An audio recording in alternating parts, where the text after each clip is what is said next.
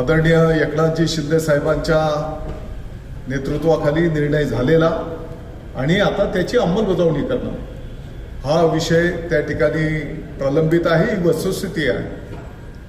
आणि म्हणून येणाऱ्या काळामध्ये शासनाकडनं अनुदान मिळवण्याच्यासाठी आम्ही त्या ठिकाणी पाठपुरावा करतो आहोत आणि मला विश्वास आहे की लवकरात लवकर त्याला निश्चितपणे यश मिळेल.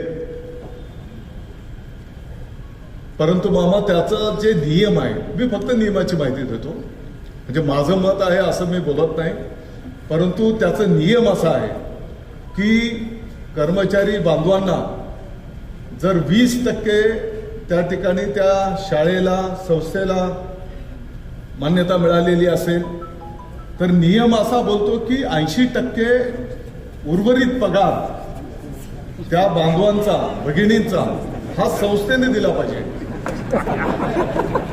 म्हणजे मी फक्त नियम सांगतो.